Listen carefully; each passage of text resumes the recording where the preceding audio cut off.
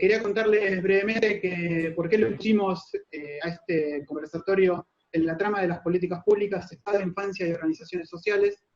Si uno busca trama en el diccionario, aparecen muchas acepciones. Una es un conjunto de hilos que se ensamblan y se usan para trabajar una tarea. Y por eso hoy sentimos que hoy no somos hilos sueltos, que hoy nos estamos tramando, nos estamos construyendo, nos estamos tejiendo para poder generar sistemas de protección de la infancia que lleguen a todos los niños y niñas de nuestro país y también a todos los de nuestra patria grande y a todos los del mundo. Otra de las excepciones es cuando éramos chiquitos y con mi hermano estábamos medio ahí hablando escondidas, mi mamá nos decía, ¿qué estarán tramando ustedes dos?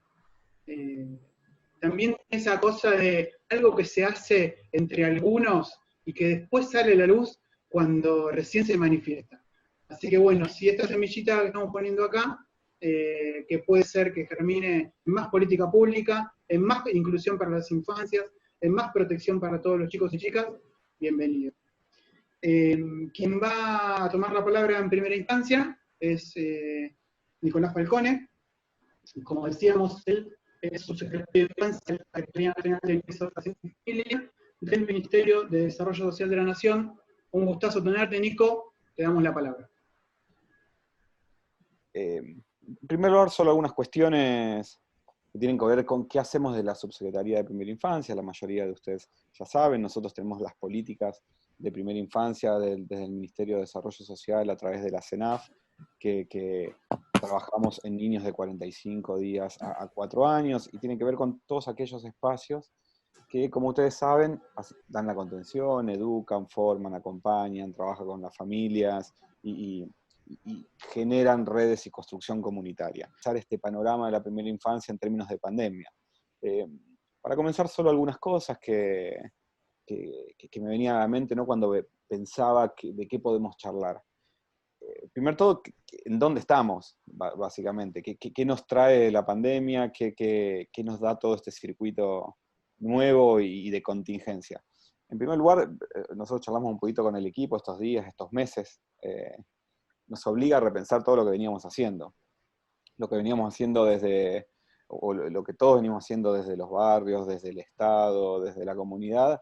Esto nos sacudió un poco y nos lleva a repensar un poco todo qué hacemos, cómo lo hacemos, cómo lo volcamos. En nuestro caso, desde una subsecretaría nacional, cómo repensamos a nivel país, digamos, la comunicación, digamos, la de irnos adecuando a estas nuevas formas, irnos adecuando a... Nosotros tenemos más de 100 territoriales que recorren el país, acompañando los espacios de primera infancia, que son aproximadamente más de 1.700 espacios en todo el país. Nos lleva a repensar esto, cómo empezamos a acompañar con la diversidad de cada provincia. Nosotros, digamos, vemos que Entre Ríos está liberando un poco, vemos que en Jujuy, vemos que las realidades no vienen siendo las mismas en cada una de las provincias. Eso nos lleva a repensar un poco todo el esquema. En segundo lugar, más de lo que veníamos haciendo, nos lleva a afianzar más el lazo comunitario. A veces desde la dimensión del Estado nacional o provincial, perdemos un poco este entrelazado de la comunidad, de los barrios, de las familias, y esto nos lleva a afianzar un poco más todo ese lazo. Lo cual, como decía antes, es repensar todo el esquema. Tercer punto es el tema de esto de la pandemia, digamos, cómo nos vamos amoldando a que no solo esto requiere del repensar la política pública, sino que requiere repensar los lazos afectivos, digamos, cuando pensamos los niños y niñas que van a los centros de primera infancia, a los espacios de primera infancia, aquellos que dejan de ir en este contexto, que perdemos esa cotidianidad, que no se pierde, porque en la mayoría de los espacios que nosotros estuvimos relevando en todo el país, más del 70% de los 1.700 espacios que tiene o que acompaña la subsecretaría, vienen dando o meriendas 3 veces por semana, acompañan, llaman, están, no se pierde ese lazo, pero se pierde el día a día y esta conversación que los espacios de infancia tienen con sus familias, básicamente. Pero todo eso trae esas consecuencias, digamos, los niños, cómo de niñas y niñas comenzamos a pensar o a repensar ese acompañamiento, digamos, el abrazo, la conversación. Por lo tanto, es también otro de los desafíos. Los centros de desarrollo infantil, los espacios de primera infancia, digamos, son vitales, digamos, son en este acompañamiento. Y vamos viendo que en estos más de 2 meses que estamos en el marco de pandemia, han sido vitales, digamos, en ese acompañamiento y en cómo vamos renovando las energías para estar al lado de las familias. Entonces vemos que aquí es central y potenciarlos cada vez más. Vemos también el tema de las angustias, digamos, nosotros como adultos, digamos, a mí me pasa, yo soy padre de uno de 7 y Sara de 3 años, y es la angustia propia de lo que traemos nosotros de cada uno de los lugares en donde estamos, como adultos que no sabemos cómo resolver, y nos encontramos con niños y niñas que tenemos, no sé si dar respuestas, pero tenemos que fortalecer para fortalecerlos. Ese es otro desafío, ¿no? que lo que tenemos. También la pandemia nos trae estas brechas, digamos. Si ya veíamos que había brechas económicas, brechas de desigualdad, encontramos que hay otro tipo de brechas que se van manifestando, y sobre todo en las últimas semanas cada vez más. Digamos, no solo la brecha tecnológica, digamos, de muchas familias, sino las brechas de los servicios básicos de muchos de nuestros barrios, digamos. El gas, los servicios públicos, la lejanía de las cuestiones, nos dejan entrelazado un poco más que otras cosas que tenemos que revisar. Otro de los temas es, para continuar debemos ir a laburar con las familias, digamos. Estar ahí al lado, repensar, tal vez nosotros, si uno piensa desde la subsecretaría, que acompaña básicamente a los espacios de infancia, cómo empezamos a repensar un poco más, meternos a las familias para fortalecerla, digamos. Ese es otro de los desafíos en este marco de pandemias. A modo de resumen, yo creo que el tema la pandemia, además de lo anterior, deja estas brechas, gente con dificultad de empleo, que repercute estrictamente en lo económico, la brecha del acceso desigual a los distintos servicios, la brecha de la conexión, principales desafíos, entornos que yo veo luego que tenemos en primera infancia, o que veo desde nuestra subsecretaría o del Estado, es ampliar la cobertura como un primer paso. Nosotros de la subsecretaría, de ahí para redondear, es esto: los 3 ejes principales: una mayor presencia del Estado, en nuestro caso con mayor potencia los espacios de primera infancia, protagonismo de las familias, los niños, niñas, fortaleciendo lo local, y sobre todo construyendo con la comunidad. Creo que eso es el mayor desafío que hoy tenemos. Creo que nos lleva a repensar todo lo que estamos haciendo, esto que les decía al principio. Esta situación, creo que a cada uno de ustedes, digamos, desde las propias casas, desde la gestión pública, digamos, ¿qué hacemos? Digamos, nos levantamos todos los días y cambia las cosas. Entonces ahí simplemente, nada, vayamos para adelante, compartamos las experiencias, estemos, y es un poco lo que vamos a plantear desde el Estado en lo que viene en primera infancia. Muy bueno. Me gustó mucho de lo que contaste, algunas cuestiones, sobre todo lo que comentás que tiene que ver con repensar lo que veníamos haciendo. Esta instancia nos tiene que llevar a esa modalidad para poder generar estrategias nuevas. También comentaste sobre las brechas de desigualdad. La semana pasada un informe de UNICEF, esta semana un informe de la UJA, dan cuenta de algunas cuestiones duras, de indicadores duros que tienen que ver con la infancia. No los vamos a comentar ahora porque son estudios tan disponibles en internet, de fácil acceso, pero los principales hallazgos de los mismos pasan por la postergación de las cuestiones de cuidado de salud y de vacunación en niños y niñas, el incremento de la inseguridad alimentaria, y el tema con la continuidad educativa, como también 3 ejes a la salida de la pandemia. Bueno, el segundo compañero que nos va a comentar unas palabras, a contar, es Pablo Narvaja. Él es director del Departamento de Desarrollo Productivo y Tecnológico de la Universidad de Lanús, y también es coordinador de la Mesa por el Trabajo y la Vida Digna. Pablo, bienvenido, muchas gracias, te escuchamos. Gracias, César. Buenas tardes a todas y a todos. Gracias a FOC y a Elisa por la invitación para compartir un espacio de reflexión. Me gusta más, un poco también tomando las palabras del subsecretario, de Nicolás, el hecho de que estos espacios sirvan para repensar, para revisar, ¿no? Verbos que él utilizó, y me parece que son sumamente oportunos. Si algo quizás podemos sacar de esta cuarentena, es que después, o de este aislamiento obligatorio, es que después no seamos los mismos, seamos mejores. O que pensemos y reflexionemos sobre las cuestiones que de alguna manera llevan también al padecimiento de la pandemia. Aunque no tengan relación directa con un virus, perdón, tienen relación directa con el entorno en el que el virus opera. Y me parece que sería una pérdida de tiempo, una pérdida grande, no aprovechar este tiempo para reflexionar. Yo siento que este aislamiento nos devuelve dos elementos que en la vida cotidiana teníamos como con cuentagotas, el espacio y el tiempo, ¿no? Recuperamos un espacio vital, nuestro medio ambiente, pero más importante es haber recuperado tiempo. No viajamos, nos quedamos, de alguna manera lo estamos llenando con estas actividades, pero el tiempo empieza a adquirir una dimensión. Me acuerdo un meme que decía, dormí 3 siestas, comí 5 veces y todavía soy, digamos, o sea, es como que el tiempo se nos ha estirado y creo que todavía tenemos esa oportunidad de pensar. Creo que necesitamos un clic como sociedad, como comunidad, para identificar algunos elementos que nos hacían mal, nos hacían mal, y entonces todo lo que podamos nutrir para reflexionar, y me parece que toda reflexión es sobre las cosas, sobre lo que pasa, sobre situaciones, pero también sobre nosotros mismos en relación con esas cosas.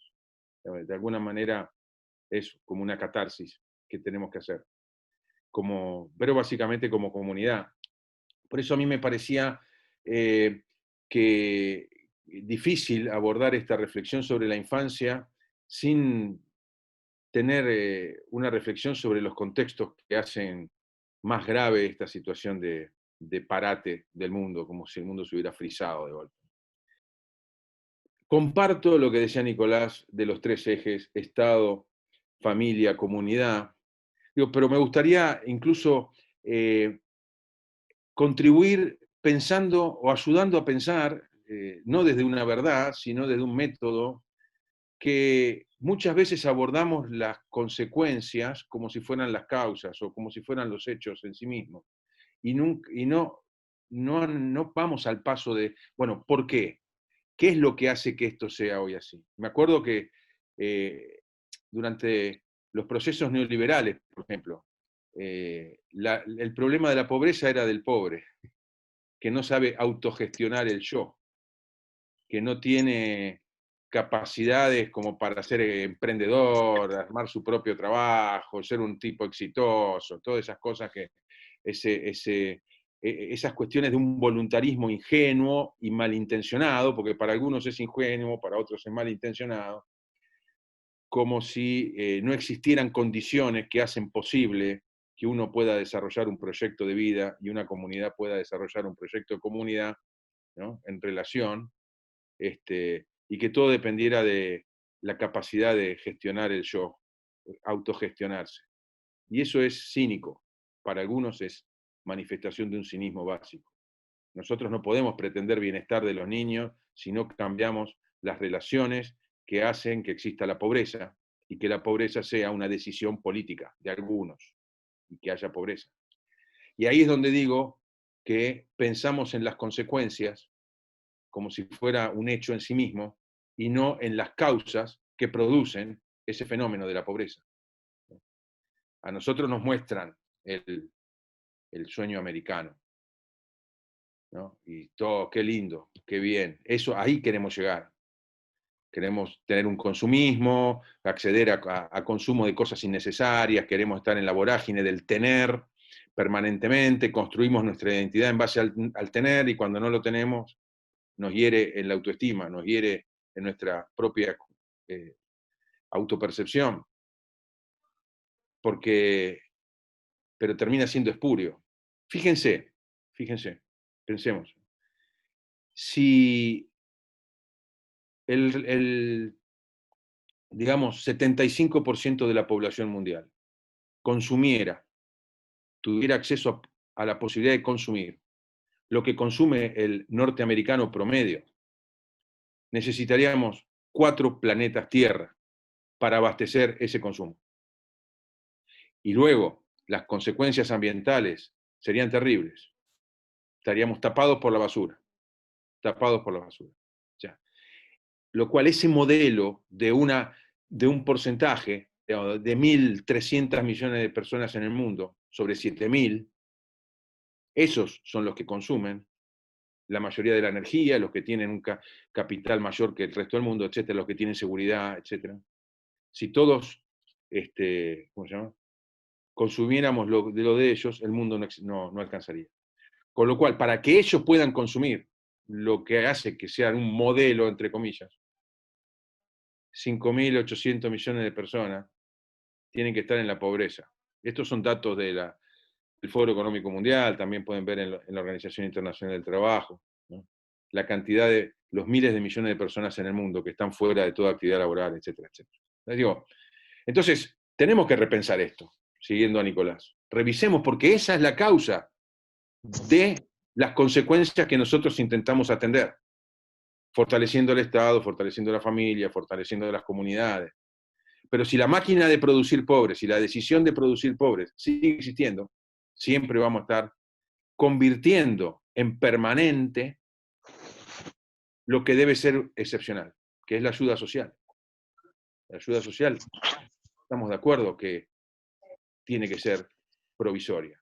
No debieran existir más comedores, porque cada uno puede comer en su casa como resultado de poder acceder a un trabajo digno, ¿no? Cada uno tiene que tener la posibilidad de desarrollar su proyecto personal y social, y participar de la construcción social en base al trabajo digno y registrado, y entonces no necesitamos más, ¿no? Yo le decía una vez a los educadores de adultos que ojalá que no existiera más la educación de adultos, provocativamente, en términos remediales, en términos de que tenemos que educar a los adultos porque los niños a la edad de la niñez no pudieron ir a la escuela.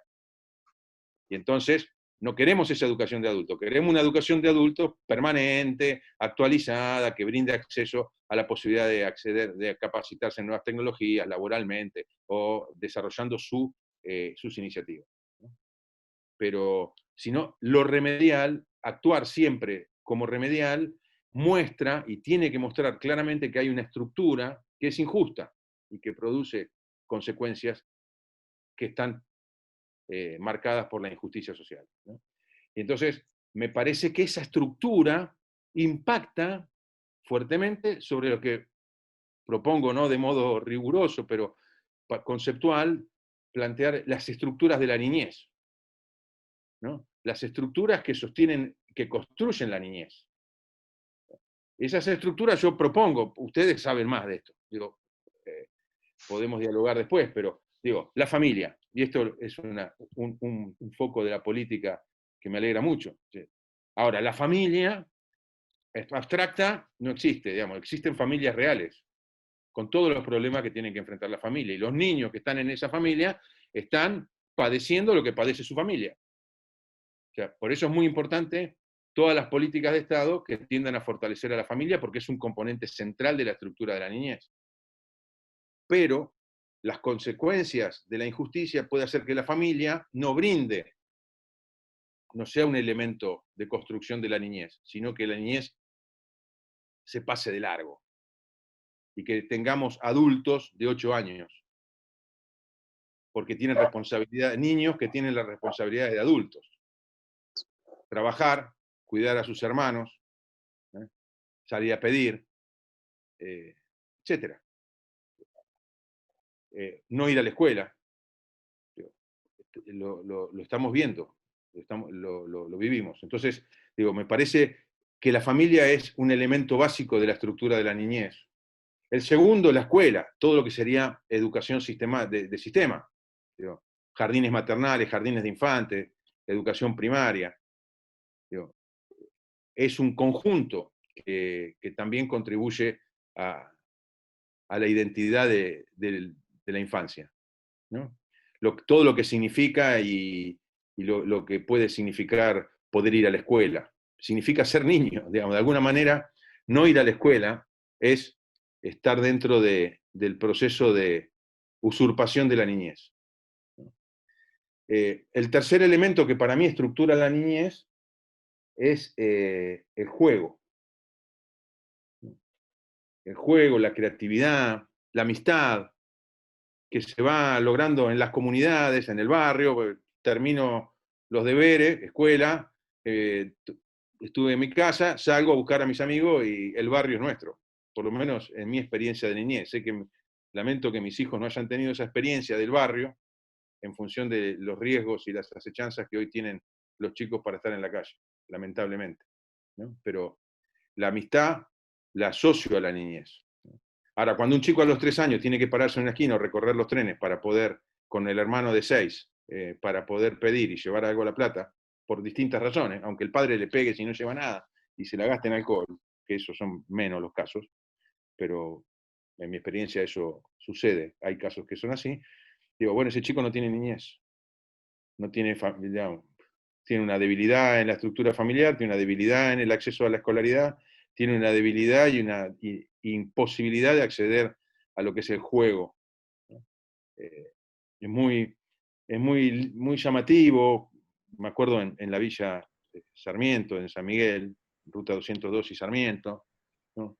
Los chicos en la zanja hacían carreras de cáscara de naranja, ¿no? O sea, para jugar no se necesita ir a esos juegos sofisticados, ¿no? Es cómo uno encara y percibe la realidad y cómo se entretiene y se desafía. Entonces con un palo le pegaban al agua sin tocar la naranja y el que llegaba primero con la cáscara de la media naranja ganaba.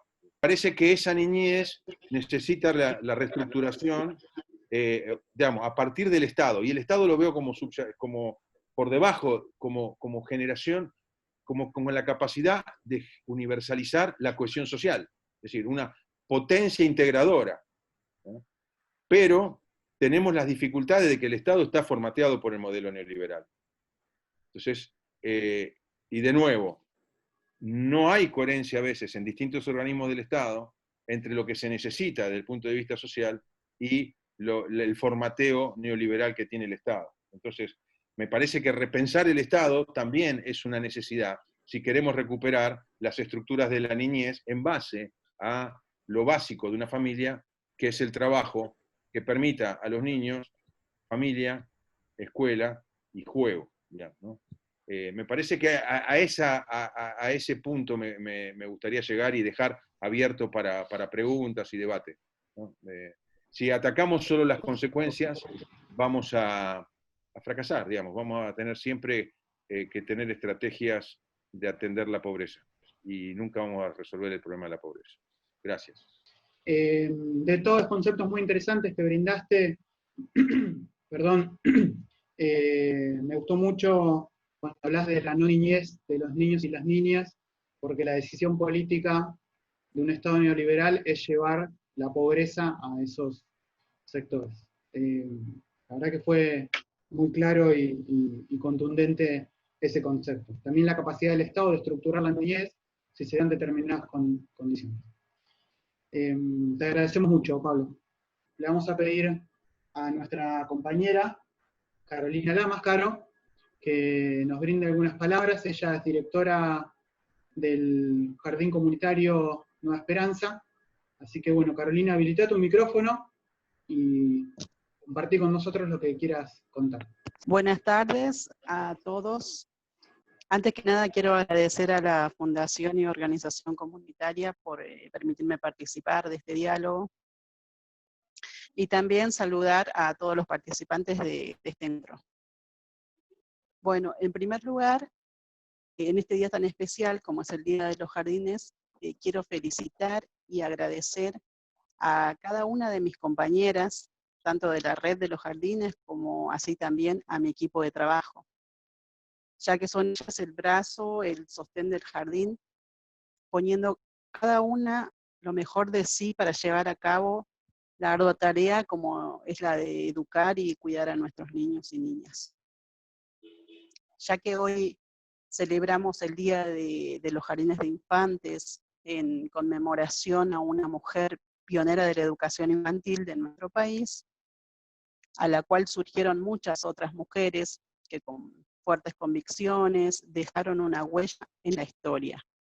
Hoy son otros los nombres, son otras las mujeres a las que deseamos agradecerles el camino que han marcado, como por ejemplo Azucena, Viviana, Marta, no me quiero olvidar de ninguna, Alejandra, Elisa, Patricia, Elsa, perdón.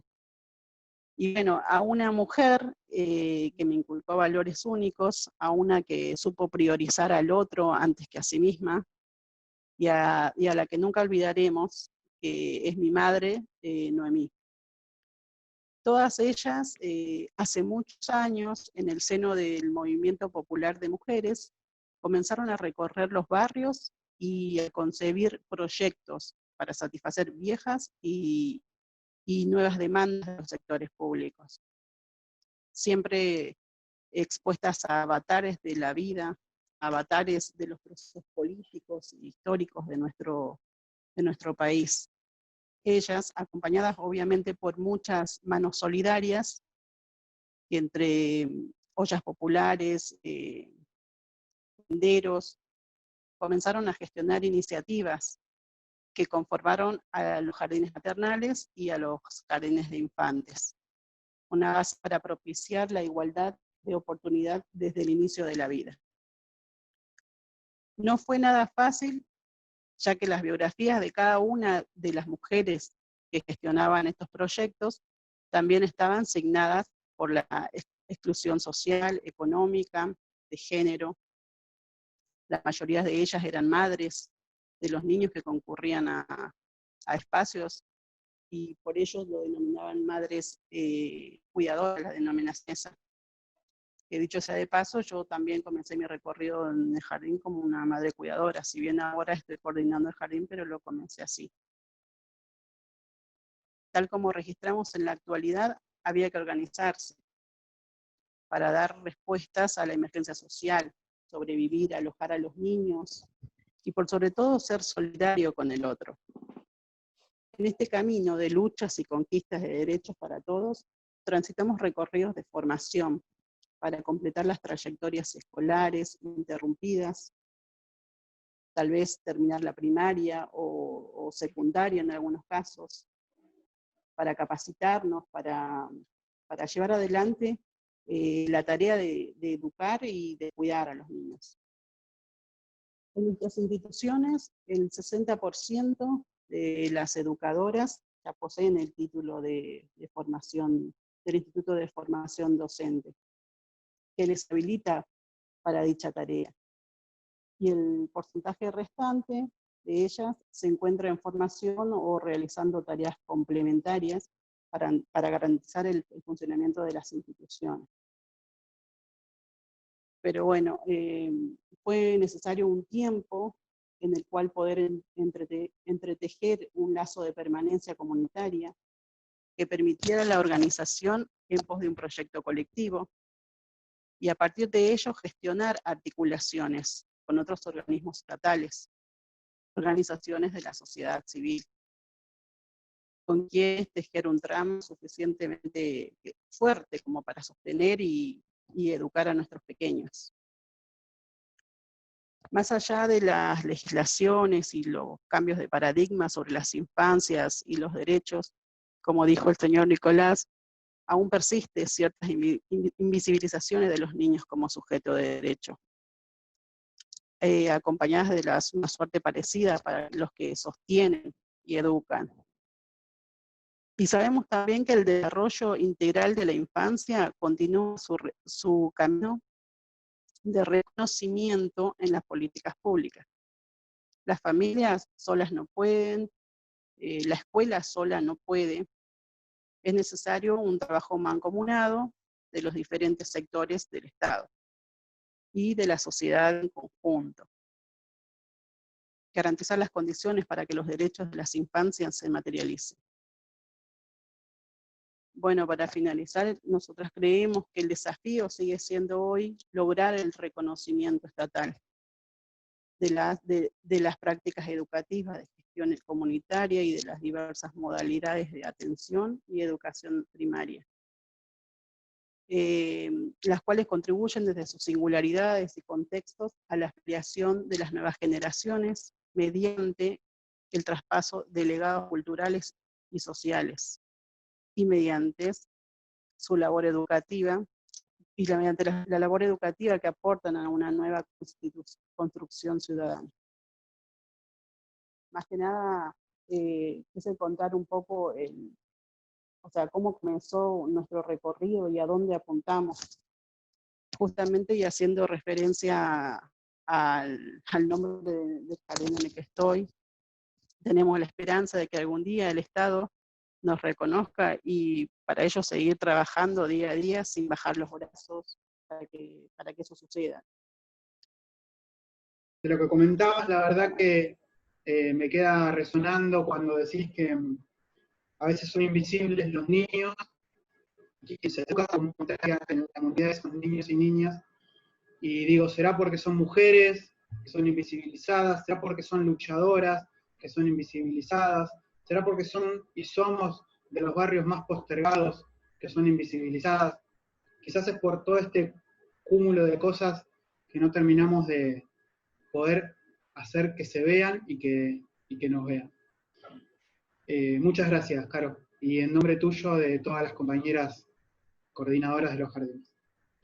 Bueno, para continuar, vamos a pedirle a Mercedes Mayol, presidenta mundial de la Organización para la Educación Preescolar, OMEP, que continúe con el panel y que nos brinde las palabras que tenga ganas de compartir con nosotros.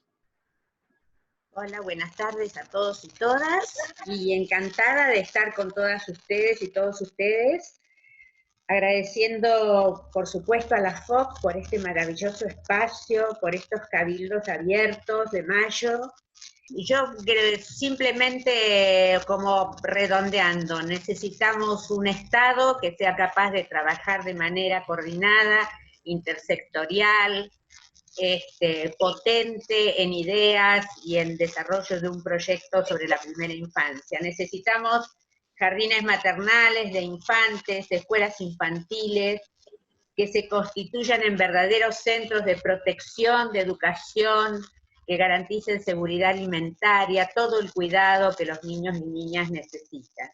Necesitamos un contrato social renovado, donde se valore a todos los sujetos de las comunidades educativas, las familias, la propia comunidad, los educadores populares, por supuesto, en primera instancia y en el centro, todos los niños y niñas pequeños. Necesitamos construir una narrativa nueva sobre la educación y la crianza, basada en perspectiva de derechos humanos, y no en las modas del mercado, en la copia de la televisión, de los personajes, del mercado, ¿no es cierto?, de las editoriales, y por supuesto necesitamos, como dijo Camila Crosso de la CLADE ayer, necesitamos esperanzar frente a la distopia, creer en que en el mundo, en nuestras luchas, en la justicia, en que es posible más igualdad, y siempre atravesados, como dijo Pablo, por el pensamiento crítico, porque eso es el método que nos va a llevar a tomar buenas decisiones como adultos que somos responsables de los nuevos. Espero haberte entendido bien, Mercedes, y de nuevo muchas gracias por tus palabras. Bueno, para continuar con el panel, y ya vamos llegando a lo último, quería presentar a nuestra fundadora, la compañera Elisa Pineda, Ella es la directora ejecutiva de la organización, es docente de la Universidad de La Matanza y también es, como Pablo, miembro de la mesa de diálogo por el trabajo y la idea de agenda. Así que, Isa, cuando quieras, escuchamos tus palabras. Un tema que también me interesa fundamentalmente es el cruce y de todo este trabajo de la infancia con el género. Porque nosotros cuando empezamos en los años 90 con los jardines comunitarios, veíamos que las madres no podían jugar con los niños que cuidaban. Empezamos a investigar, esto lo hicimos con UNICEF, y era que las mujeres no habían jugado cuando eran niñas. Entonces, me parece que la mirada integral de la infancia tiene que verse con un binomio de derechos de la mujer, porque en general la mujer es la que se encarga de los niños. La mujer es la que trabaja, tiene doble o triple jornada. Entonces, algunos trabajaremos y fortaleceremos más los derechos de las mujeres, y seguramente que otros trabajaremos más por el trabajo de los niños y cómo trabajamos. Pero fundamentalmente, como dice Mercedes, Pablo, Nico, hay que reconceptualizar lo político. Y reconceptualizar lo político significa una transformación de la realidad en el marco de un camino que vayamos limpiando las injusticias y limpiando también enfrentándonos con las dominaciones existentes. Mercedes habló de los bancos. Me parece que nosotros tenemos determinados hitos dentro de nuestro país, como en otros países de Latinoamérica, donde los dominios son tan fuertes que seguramente nos dejan desplazados y marginados a una proporción muy grande de gente. Si ya tenemos 7 millones de niños en estado de pobreza en estos momentos, estamos hablando de una proporción muy grande en la infancia que ya no pueden acceder a determinadas posibilidades que acceden los niños de otro tipo de clases. Parece que fundamentalmente desde distintas miradas y de distintas especialidades estamos coincidiendo profundamente en un camino al hacer, y es importante el rol de Mercedes, que tiene una responsabilidad mundial, y seguramente que Mercedes va a tener el acceso a determinados sectores que a lo mejor no lo vamos a tener nosotros solo como país, pero sí me parece, y hacer una red importante con los compañeros de Latinoamérica que tenemos características similares. Nosotros, los compañeros, yo trabajé en varias oportunidades en Latinoamérica, Mercedes está conectada, y hacer como una trama con los compañeros de Latinoamérica en esto que es el cuidado de la infancia, porque son cuidados alternativos a un Estado. Nosotros somos alternativos a un Estado, porque recibimos algo de becas para los niños que coman, 3 sueldos, y tenemos, por ejemplo, en un jardín 25 personas y tienen 3 sueldos. Entonces, y seguimos con la mezquindad y la mendicidad para atender a nuestros niños. La verdad que me gustó mucho la caracterización que hiciste de la grieta, esa grieta que a veces parece que la imprimen los poderosos para que haya sectores de descarte. Es un concepto muy lindo que yo te lo escuché otras veces y que es muy interesante, cómo la infancia no puede ser un material de descarte, cómo los adolescentes y jóvenes tampoco. Y me pareció central cuando volviste a hablar de retomar la alegría de los niños y enfocarnos en la responsabilidad que tienen los adultos, no solamente los adultos como personas, sino también las instituciones que son gestionadas por el mundo de los adultos. Para terminar, Cecilia, si vos querés recuperar un poco quiénes participaron y hacer una reflexión también, siendo miembro de este equipo muy importante.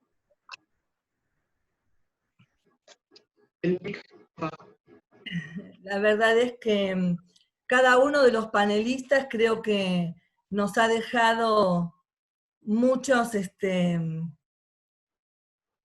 puntas y muchas ideas para seguir pensando. Pablo, desde su mirada de las infancias y las condiciones materiales en las que se están desarrollando, ¿no?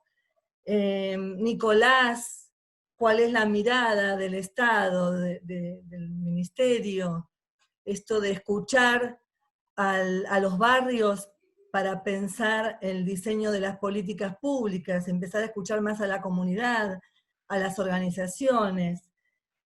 Mercedes, con su mirada respecto también de ese rol de los educadores con los niños, del cuerpo, la relación de esos cuerpos en el espacio y cómo se puede seguir educando en estas circunstancias, o cuando volvamos de la pandemia, superando todas estas cuestiones. Y también lo que decía Elisa respecto de la pobreza, de la opresión, y obviamente si hablamos de opresión, Freire viene rápidamente a la cabeza y digamos, en oposición a Freire, algunos discursos que veníamos escuchando, ¿no?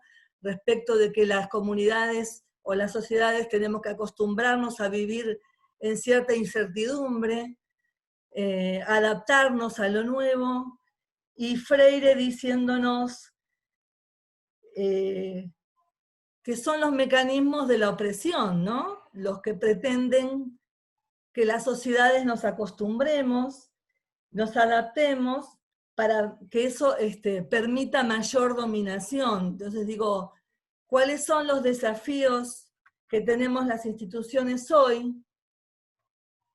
Todas las instituciones que nos dedicamos a la educación y al cuidado de las infancias. Y bueno, y es esto, aportar a la construcción de condiciones sociales, económicas y culturales para contribuir al desarrollo integral de los niños. Y esto lo tenemos que hacer de manera intersectorial. Por eso ver la sintonía de los panelistas en este sentido me parece que son claves, son la clave de lo que tenemos que seguir pensando hacia adelante, pero entendiendo que los niños son ciudadanos hoy y ahora, que no hay un tiempo, por lo menos desde lo que yo considero, ¿no? Y creo que lo compartimos también con el resto, no hay más tiempo para seguir pensando que a futuro son ciudadanos. Son hoy, y hoy se merecen lo que por derecho les corresponde. Gracias, muchas gracias.